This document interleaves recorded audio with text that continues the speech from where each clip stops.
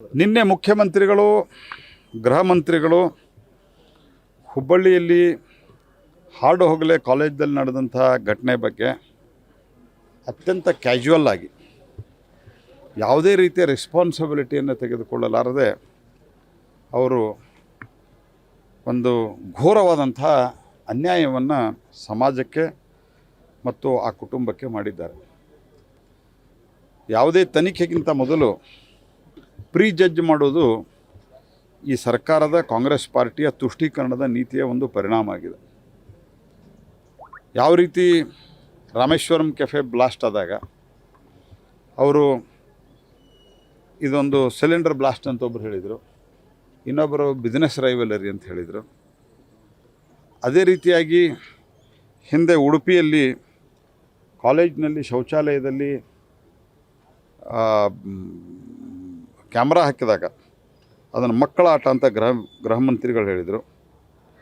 ಈದ್ ಮಿಲಾದ್ ಮೆರವಣಿಗೆ ಶಿವಮೊಗ್ಗದಲ್ಲಿ ದೊಡ್ಡದಾದಂಥ ಖಡ್ಗವನ್ನು ಕಟ್ಟಿ ಜನರ ಮೇಲೆ ಅಟ್ಯಾಕ್ ಮಾಡಿದಾಗ ಅದನ್ನು ಕೂಡ ಗಲಾಟೆಗೆ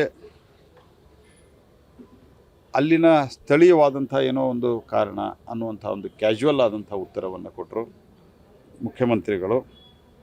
ವಿಧಾನಸೌಧದಲ್ಲಿ ಪಾಕಿಸ್ತಾನ್ ಜಿಂದಾಬಾದ್ ಅಂತಂದಾಗ ಅಂದೇ ಇಲ್ಲ ಅನ್ನುವಂಥ ಆರ್ಗ್ಯುಮೆಂಟ್ ಮಾಡಿದರು.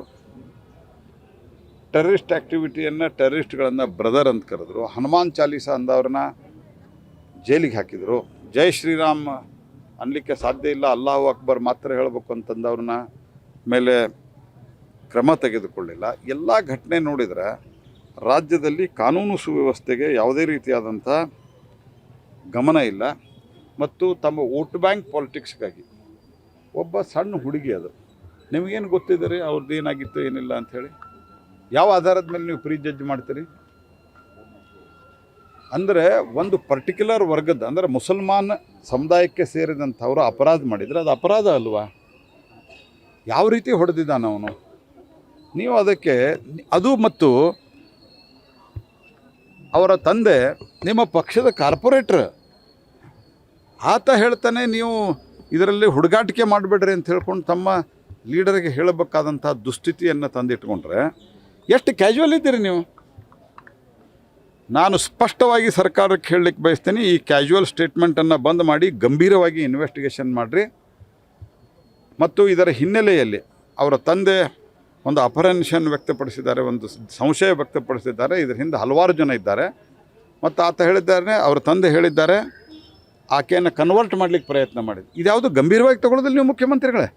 ನಿಮಗೇನಾದರೂ ನಾಚಿಕೆ ಮಾನ ಮರ್ಯಾದೆ ಇದೆ? ಯಾಗಾದರೂ ಯಾರಿಗೂ ಆಗಬಾರದು. ಯಾರ್ದಾದ್ರೂ ನಿಮ್ಮ ಮುಖ್ಯಮಂತ್ರಿ ಮಂತ್ರಿ ಯಾರ್ದೋ ಮನೆಯಲ್ಲಿ ಅವ್ರ ಮಕ್ಕಳಿಗೆ ಹಿಂಗಾದ್ರೆ ನೀವು ಇದೇ ರೀತಿ ಕ್ಯಾಶುವಲ್ ರೆಸ್ಪಾನ್ಸ್ ಕೊಡ್ತೀರ ನೀವು? ಗೃಹ ಮಂತ್ರಿಗಳಿಗೂ ಜವಾಬ್ದಾರಿ ಇಲ್ಲ, ಮುಖ್ಯಮಂತ್ರಿಗಳು ಉಡಾಫೆ. ಹೀಗಾಗಿ ದೇಶದಲ್ಲಿ ರಾಜ್ಯದಲ್ಲಿ ಸಂಪೂರ್ಣ ಕಾನೂನು ವ್ಯವಸ್ಥೆ ಅನ್ನೋದು ಕುಸಿದು ಹೋಗಿದೆ. ಗೃಹ ಮಂತ್ರಿಗಳಿಗೆ ಮತ್ತೆ ಹೇಳಿಕೆಯನ್ನು ಬದಲಾಯಿಸಿದ್ದಾರೆ.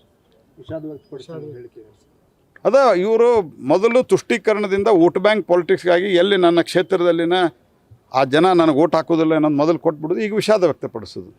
ಏನು ವಿಷಾದ ವ್ಯಕ್ತಪಡಿಸ್ತೀರಿ ನೀವು? ಬೇಸಿಕಲಿ ಆದ ನಂತರ ಇಲ್ಲಿನ ಸ್ಥಿತಿಗತಿಗಳೇನು, ಇಲ್ಲಿ ಪೊಲೀಸ್ ಕಮಿಷನರ್ಗೆ ಇವ್ರಿಗೆ ಸರಿಯಾಗಿ ಮಾತುಕತೆ ಮಾಡಿ ಅದು ಯಾಕೆ ಲವ್ ಜಿಹಾದ್ ಅಲ್ಲ ಅಂತ ನೀವು ಜಡ್ಜ್ಮೆಂಟಿಗೆ ಬರ್ತೀರಿ? ನಾವು ಆ್ಯಂಗಲ್ದಾಗ ತನಿಖೆ ಮಾಡಂತ ಹೇಳೀವಿ. ಅವ್ನು ಕನ್ವರ್ಟ್ ಮಾಡ್ಲಿಕ್ಕೆ ಪ್ರಯತ್ನ ಮಾಡಿದ್ರೆ ಅಂತ ಆರೋಪ ಮಾಡಿದಾನೆ ತಂದೆ. ನಿಮ್ಮ ಪಾರ್ಟಿ ಕಾರ್ಪೊರೇಟ್ರಿ, ಅಟ್ಲೀಸ್ಟ್ ಬಿಲೀವ್ ಹಿಮ್, ನಿಮ್ಮ ಪಾರ್ಟಿ ಕಾರ್ಯಕರ್ತ. ಮುಖ್ಯಮಂತ್ರಿಗಳ ಸರ್ಕಾರದ ಕಾಂಗ್ರೆಸ್ ಪಾರ್ಟಿಯ ತುಷ್ಟೀಕರಣದ ನೀತಿಯನ್ನು ಖಂಡಿಸ್ತೀವಿ. ಮತ್ತು ಸರಿಯಾಗಿ ಇನ್ವೆಸ್ಟಿಗೇಷನ್ ಆಗಲಿಲ್ಲ ಅಂದರೆ ಭಾರತೀಯ ಜನತಾ ಪಾರ್ಟಿ ತೀವ್ರವಾಗಿ ಹೋರಾಟವನ್ನು ಮಾಡ್ತದೆ. ಇದನ್ನು ಲಾಜಿಕಲ್ ಎಂಡಿಗೆ ನಾವು ತೆಗೆದುಕೊಂಡು ಹುಡುಗನ ತಂದೆ ತಾಯಿ ಕೂಡ ಉಗ್ರವಾದ ಕಠಿಣ ಶಿಕ್ಷೆ ಆಗಲಿ, ಕಠಿಣ ಶಿಕ್ಷೆ ಆಗಲೇಬೇಕು ಮತ್ತು ತನಿಖೆ ಸರಿಯಾಗಿ ಆಗಬೇಕು. ಅವರು ಅನುಮಾನ ವ್ಯಕ್ತಪಡಿಸ್ತಾ ಇದ್ದಾರೆ, ಇದನ್ನು ಮುಚ್ಚಾಕ್ತಾ ಇದ್ದಾರಂತ ಅವ್ರ ತಂದೆ. This is A very serious thing. ಮುಖ್ಯಮಂತ್ರಿಗಳ ಒಂದು ಬೇಜವಾಬ್ದಾರಿ ಹೇಳಿಕೆಯಿಂದನೇ ಅವ್ರು ಹಿಂಗೆ ಹೇಳ್ತಾ ಇದ್ದಾರೆ. ಅವತ್ತು ಅವ್ರಿಗೆ ಒಂದು ಅನುಮಾನ ಮೂಡಿದೆ. ಸರ್, ಈಗ ಹಲವು ಮಠಾಧೀಶರೇನು ಇದು ರಾಜಕೀಯವಾಗಿ ಬಳಸ್ಕೊಳ್ಳಲಾಗ್ತದೆ.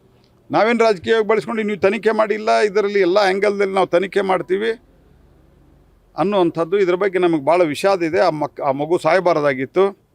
ಈ ರೀತಿ ಶಬ್ದಗಳು ನಿಮ್ಮೆಲ್ಲ ಬಂದರೆ ವೈಯಕ್ತಿಕರೇ ಅಂತ ಈ ರೀತಿ ಕ್ಯಾಶುವಲಾಗಿ ಮಾತಾಡೋದು.